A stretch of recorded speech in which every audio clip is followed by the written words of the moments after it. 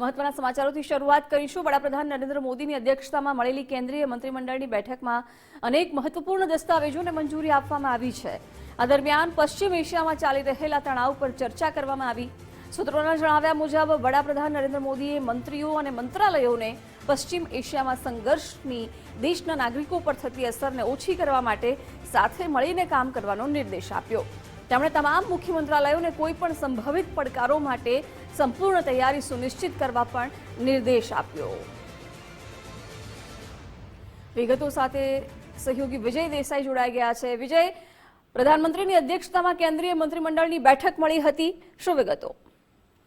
બિલકુલ, ગઈકાલે જે કેન્દ્રીય મંત્રીમંડળની જે બેઠક મળી જેની અંદર અનેકવિધ નિર્ણયો પણ થયા, પરંતુ સૌથી અગત્યની ચર્ચા એ જે વર્તમાન પશ્ચિમ એશિયાની અંદર જે સંઘર્ષ ચાલી રહ્યો છે તેના કારણે સંભવિત રીતે દેશની અંદર જે પડકારો પેદા થઈ રહ્યા છે, પડકારોને પહોંચી વળવા માટે પીએમ મોદીએ નિર્દેશ આપ્યો છે। સાથે તમામ જે મંત્રીઓ અને તમામ વિભાગના જે મંત્રાલયો છે એમને પશ્ચિમ એશિયાના સંઘર્ષથી દેશના નાગરિકો પર કોઈ પણ પ્રકારની અસર ન પડે તે માટે સજાગ રહેવા માટે અને આગામી સંભવિત પડકારોને પહોંચી વળવા માટે સંપૂર્ણ તૈયારીઓ સુનિશ્ચિત કરવા માટેનો પણ નિર્દેશ આપ્યો હતો। અને ઉલ્લેખનીય છે કે જે પ્રકારે પશ્ચિમ એશિયાની પરિસ્થિતિ સર્જાય છે જેના કારણે પેટ્રોલિયમ પેદાશો પ્રોડક્ટ્સ જે છે તેની સંભવિત રીતે જે કાપ મુકાયો છે, સપ્લાય ચેઇન ઠપ થવાને કારણે દેશભરની અંદર અનેક જગ્યાએથી એ પ્રકારની બુમરાળો પણ ઉઠી રહી છે કે અછત સર્જાઈ રહી છે, ખાસ કરીને ગેસના સંદર્ભમાં। તો એ પ્રકારની પરિસ્થિતિ છે તેને કઈ રીતે પહોંચી વળી શકાય તે માટેની તમામ